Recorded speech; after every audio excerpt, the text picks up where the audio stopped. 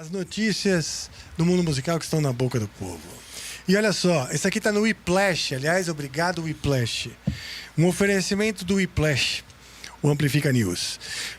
Olha só, galera. O Rock and Roll Hall of Fame 2025 gerou críticas ao deixar de fora da eleição bandas marcantes como Oasis, Soundgarden, Phish e New Order. Alguém aqui gosta de alguma dessas bandas? Eu acho o Oasis legal. Tem um álbum que eu gosto. É mesmo? É Morning Glory, alguma coisa assim. What's the Glory, Morning... What's the Story, Morning Glory, eu acho que é isso. Você gosta desse álbum? Eu acho bacana o Oasis. Eu ainda não ouvi algo bacana do Oasis. Esse álbum é bom, velho. Esse álbum é bom. Eu vou ouvir, então. É algo que pra mim foi inusitado gostar, mas eu gosto muito desse álbum. Sim, mas o que gerou mesmo foi... gerou um desconforto, porque mesmo com grande influência no rock, e no caso do Phish, que era vitória na votação popular, esses nomes foram ignorados. As escolhas reforçam os questionamentos sobre os critérios da instituição, que incluiu artistas como Mariah Carey. Então tinha a Mariah Carey e não tinha o Soundgarden. Né? Outkast e The White Stripes na turma desse ano. O Oscar e o Grammy também têm levantado essas questões sobre os mecanismos de escolha de quem merece ou não ser lembrado. Vocês acham essa coisa do mainstream, né? A glória do Oscar, a glória do Grammy, Rock and Roll Hall of Fame e a vida real, né? Daqueles que estão ali no mecanismo que faz a cultura funcionar, né? Na base da pirâmide, que não é necessariamente quem está nesses grandes prêmios. Vocês concordam? Eu acho que esses grandes prêmios é muito mais entretenimento do que... eu não sei, do que dá valores, né? Méritos, é. Eu acho que isso faz parte de um interesse de um determinado grupo, de uma academia, enfim. Talvez hoje isso esteja muito mais ligado a número de views, outras coisas assim. Também. Que impulsionam mais esses outros, né, artistas do que os que a gente acha que deveriam estar lá. E outra, eu acho que excluir algumas bandas é proposital para criar polêmica e fazer o nome do negócio sair na mídia, entendeu? Eu acho que os caras têm que ter um número de bandas, que também, imagina quantos milhares de bandas existem. Não dá, e os caras começam a escolher. Acho que ninguém vai perceber que nós não botamos o Oasis. Mas acho tá que os fãs lá só esperando. Porque vocês estão loucos, vocês podem não votar, mas tem, né, na seleção tem que estar. Vocês acham que a gente tem dado aqui no Brasil uma importância exagerada a esses prêmios que vêm dos Estados Unidos, que no fim são ditados pela indústria americana? Como se a grande medalha de auge cultural fosse os Estados Unidos, que fosse 10, um selo de validade. Isso existe, cara, porque a gente tá o tempo inteiro... Nossa cultura que a gente consome em filmes, séries, música é muito americana. Então, eu acho difícil a gente não estar buscando essa valorização que é atravessada pelos Estados Unidos. Eu acho que existe. Tem bandas que elas ganham um mérito e um valor, às vezes, para as pessoas, porque foi fazer turnê nos Estados Unidos, ou coisa do tipo, né?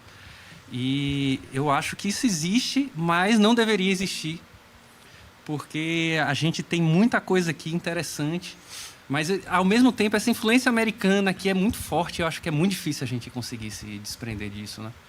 E é legal também, né? Fazer o quê? Isso é bacana pra caramba. O próprio Bluegrass que a gente próprio Bluegrass aqui, né? Exato. Música totalmente americana. E é uma coisa que remete a gente, né? Quando você ouve, você fala, nossa, acho que eu já ouvi isso em algum lugar. Porque tá enraizado na nossa cultura desde criança, né? A gente ouvia esse tipo de sonoridade americana, né? Em séries, filmes. Então também faz parte da nossa cultura a cultura americana, na verdade. No fim das contas, eu faço heavy metal, ou seja, gente... canto em inglês, então... Sim, existe essa... Agora, vocês acham que é possível? Porque, assim, os Estados Unidos é um país muito forte. Economia forte, bélico também. E, então, é um país que acaba dominando. Existe uma coisa meio síndrome de Estocolmo, manja? Você acaba admirando o seu dominador. Vocês acham isso possível? Quando a gente fala de cultura, é muito difícil a gente pensar sob esse ponto de vista, né?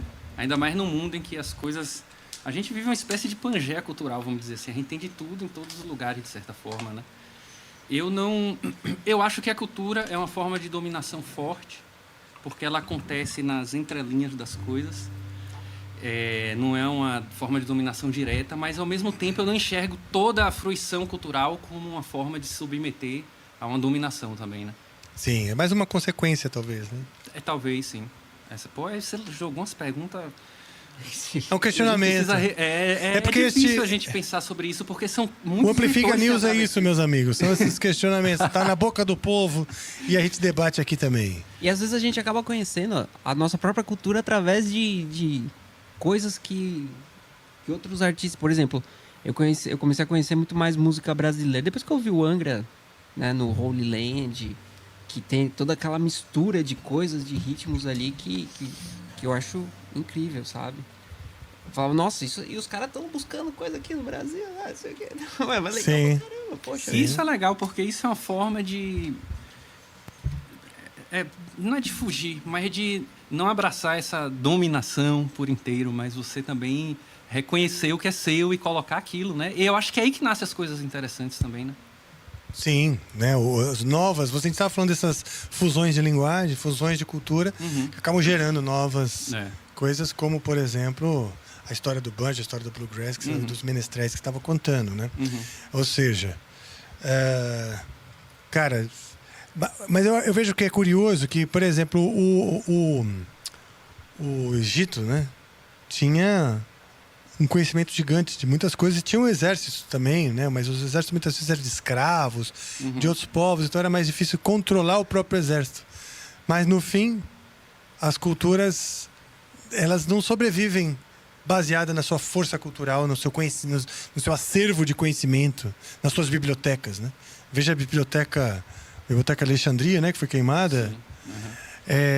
Muitas coisas foram destruídas do conhecimento humano porque o exército que atacou era mais forte, né? Então, no fim, quem conta a história sobrevive o mais forte. E eu acho um pouco isso que é esse que é meu questionamento que eu estou trazendo.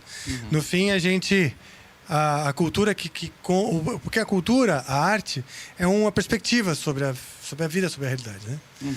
E acaba que quem é mais forte é que conta essa perspectiva. Ou quem fala mais alto. Eu vejo em grupo de WhatsApp. Esses dias eu tive que sair de alguns grupos de WhatsApp porque eu não estava suportando.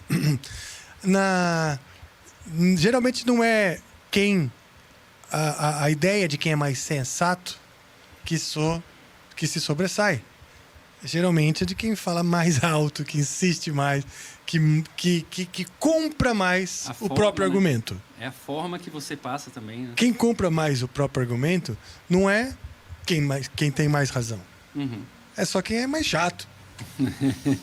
Ele pode até ter razão às vezes, mas é porque ele tem essa síndrome de achar que ele sempre está certo, né?